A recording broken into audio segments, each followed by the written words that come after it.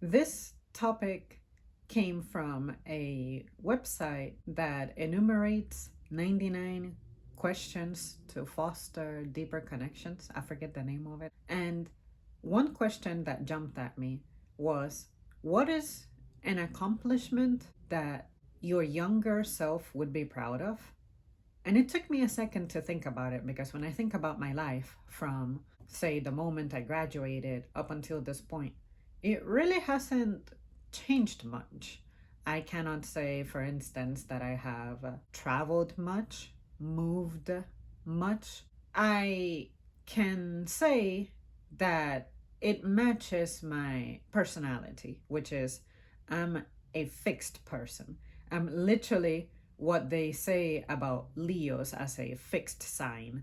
I don't feel the need to really change much because I have always known who I am, what I have wanted. But the problem is either achieving those things and making them last, because there's always other forces and circumstances that are out of your control that may force those things to go. And sometimes my issue is one of embracing that change. I've really had to learn how to let go. But I can tell you that when I thought about myself as a whole, something that used to press on me a lot when I was younger is that I was not happy about my body, but it was more about what it could and couldn't do.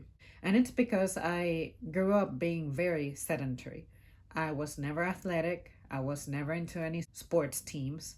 I was never really good at any games, obviously, because I really wasn't developing myself physically. But I can say that because I was usually the tallest one in the classroom, I was always the strongest of the girls. Not always, but at least on the top three, strongest in the team. And eventually, I started observing my pictures of how I was just fat. And I didn't like that. But I sincerely did not understand what exactly was causing that. It's not like anyone in my family is really crazy about their nutrition. I think that was more of a, you could say, something we inherited, which is weird because I know my great grandparents, they had an amazing diet because all the food they ate was real. And then my grandma, up until maybe the more modern times, say, I would start saying maybe from the 70s, 80s, 90s, I want to say that's when food out of convenience started becoming a little intrusive, say, with appliances becoming more advanced. I feel like she started learning how to use those convenient things. Despite her continuing to opt by making things by hand and from scratch, I can tell you that there were things that she was embracing, the shortcuts. And then with my mom, we inherited, I guess, those habits where my grandma was beginning to embrace the taste of modernity. And I'm not saying that my mom was not good about making those choices, but I can tell you that food, nutrition, and education is not something that any of us had. And everyone who was older than me when they were young, all of the adults in my life when they were young, they all had great physiques. But those were physiques that were supported by the fact that they all ate real food. They didn't have the ultra processed shit that we have now. So inevitably, I had weight issues. My brother, I would say he had weight issues as well. And when you look at us, you really couldn't tell because we happen to be those skinny fat people where all of our fat goes to some of our face, our stomach, and our thighs. The rest of us is just thin. Like my wrists have looked this way this entire time. I think when I was growing a little older, say around middle school, that's when I really became self aware, self conscious of my body. Nobody was telling me anything because I was very conservative with what I wore. I always dressed modestly, but I could see it in my own personal time. And in high school, that's when I became really, really, really self aware that I wasn't in great shape. And strength wise. I could feel that I was gaining strength because I was getting bigger, but I was reaching a plateau. So, with that preamble out of the way, the proudest achievement I have is having met somebody who had a strong workout routine, and I was able to finally fulfill my goal of being kind of athletic. I say kind of athletic because I consider myself a regular gym goer, but I'm not exactly a gym goer who is advancing. Say, I can say that I'm retaining my strength, and in some places I have gotten stronger, but I cannot say that I'm athletically gifted. I cannot say that, for instance, my lifting translates into me being good at basketball, because obviously basketball requires certain coordination, certain maneuvers, certain tactics, skills that I haven't gained. I have never been formally trained to be a basketball player. For instance, I cannot say that I'm a great swimmer despite my lung capacity improving from my running attempts, because practicing under the water and having that kind of endurance is significantly different from being out in land. Moving while you're holding your breath with the pressure of a fluid acting upon you is not the same as you moving through a lighter fluid on ground level and not having your breathing completely paused. But I can say that I'm proud of the fact that I finally made it to having a workout routine, because I was around 15 or 16 when I told myself and my father that I wish I could spend my summers doing something about my fitness. And I remember telling him that literally crossing the street, going through some wilderness, and on the other side of that wilderness, aka me walking around this giant block and down this giant block, I would have made it to a gym that happened to have an Olympic swimming pool. And I remember telling him that I would like to make it to the gym to get in shape. And he said, yeah, that is a great idea. It's good for the health and it's good for your fitness. But I guess it wasn't computing for him that my mom couldn't afford that and that obviously I couldn't afford that. Once again, a thing that he could have supplied, he didn't. And prior to that, the first thing I needed was like a piano, because I told them, hey, in school, I'm learning how to play the piano here and there. I would love to have one at home. And my dad said that he would supply it, but he didn't. So with the gym, I was hoping he would supply it, but he didn't. So that just continued to add to my feeling of neglect and abandonment. And it hits harder when you can see it translating in your body. The fact that we were not educated on health and fitness and healthy foods. We knew that vegetables and fruits are good for you, but how do you incorporate it into your diet if that's not something you're used to, if that's not something you have the taste for? And then when it comes to my body, I could just see that as a teenager, my physique did not resemble what my family had when they were young. And it's easy to be influenced by that because I was in that season. I'm like, okay, I saw pictures of my parents when they were teens and my parents in their early 20s, and I'm like, I have not gotten to experience that physique they had. They looked healthy, they looked in good shape, they were athletic, and I've never been that. So I internalized it as I'm just weak, just not good enough. I wasn't looking at it objectively. I wasn't looking at it as, well, they indulged in things that I didn't have the opportunity to do. Like my mom, she was a diver and a cyclist.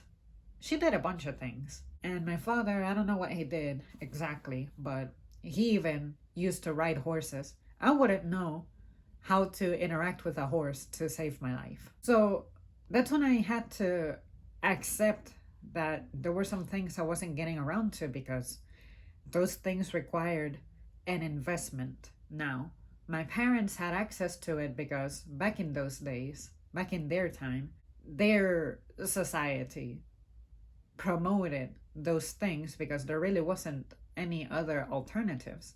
Your way to socialize was you had to be a part of something. And it was normal and easy to access those things because honestly, it was cost effective. Now, if you want to be a part of those things, you got to be on a club.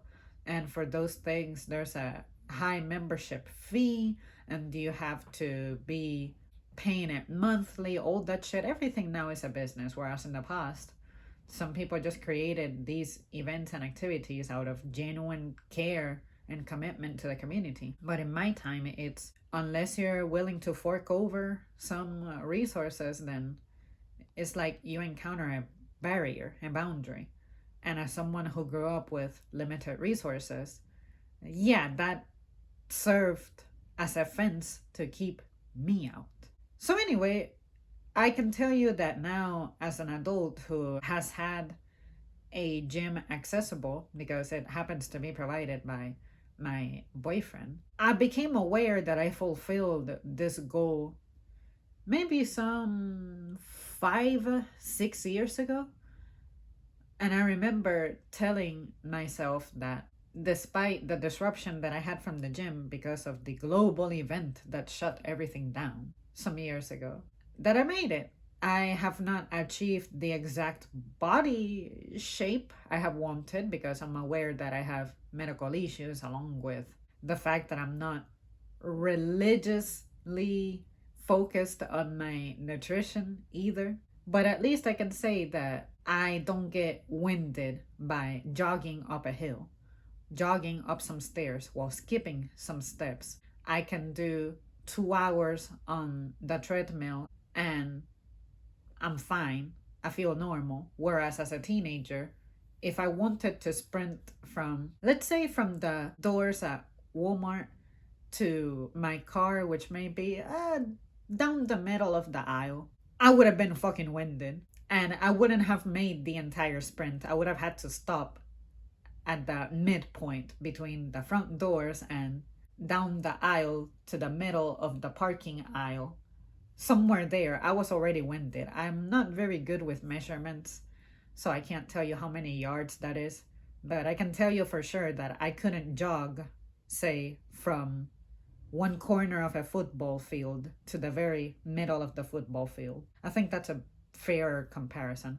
And I could not jog a lap around a basketball court. That's how bad I was. But now I can say that I could probably do the lap around the basketball court many times over. However many times I can lap around a basketball court and I have 10 minutes of endurance, however many laps I could cover on that at whatever speed this is, which is, let's say it's a 4.7 on the treadmill, whatever that is.